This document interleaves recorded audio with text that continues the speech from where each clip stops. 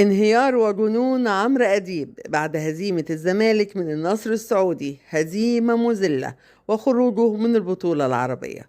بس قبل ما ندخل في تفاصيل الخبر، لو انت أهلاوي أصيل هتضغط لايك وتشترك في القناة لنرى كم عدد محبي النادي الأهلي. بعد هزيمة الزمالك من النصر السعودي، خرج على الخط فورا الإعلامي الزملكاوي قوي عمرو أديب وقال: تستاهلوا كل اللي يحصل لكم، لازم يتلطش لكم علشان ترتاحوا وتفوقوا لنفسكم شوية. حذرتكم وقلت لكم ارجعوا، ما سمعتوش الكلام.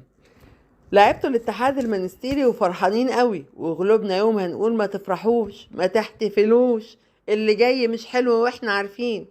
رحتوا لعبتوا الشباب السعودي واتمرمطتوا ومرمطونا معاكم، ونازلين تتخانقوا خناقات شوارع. لا وبتهددوا بالانسحاب. يا ريتكم كنتوا انسحبتوا، احسن من الكسفه اللي احنا فيها دي، فضحتونا. اقول لكم اتصلوا بالاسطوره محمود الخطيب، استاذنوه يبعت لكم شباب النادي الاهلي يجيبوا لكم حقكم ويجيبوا لكم البطوله كمان بالمره، ما هي سهله عليهم. حرقتوا دمنا رايحين تلعبوا مع كريستيانو ورونالدو ومانيه.